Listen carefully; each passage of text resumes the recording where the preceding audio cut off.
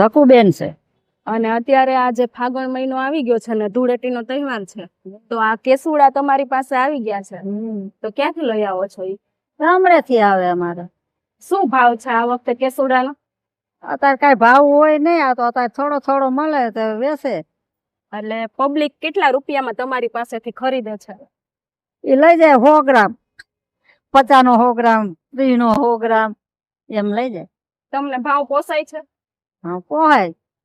શું કે અમે ગામડા વાળા હોય, ગામડે થોડો થોડો લઈ આવીને વેચી ખાવાના કરી. વેચો છો તમે અહીંયા?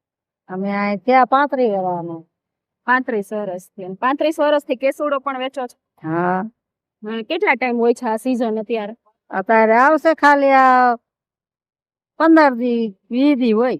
15-20 દિવસ બસ. અને બાકી બીજું તમે શું વેચો છો સાથે? સાથે અત્યારે ઉનાળાની વસ્તુ આ આવે. આને શું કે? રાયણું કે આને. આને રાયણું કે. આ પાતરા કે. આંબલવાણું બનાવે આનું અત્યારે. તો જો ફાગણ મહિનો આવી ગયો છે ને, કેસુડાની ખરીદી કરવી હોય ને તો અહીંયા પહોંચી જાજો. તમારું એડ્રેસ કહી દો તો બધાને. આ ગોધનભાઈ ચેવડા વાળા રહ્યા અહીંયા હાલું આવવાનું. ગોરધનભાઈ ચેવડા વાળાની બાજુમાં આ બા બેસે છે, તો ત્યાંથી બધા કેસુડાની ખરીદી કરવા જલ્દી આવી જાજો.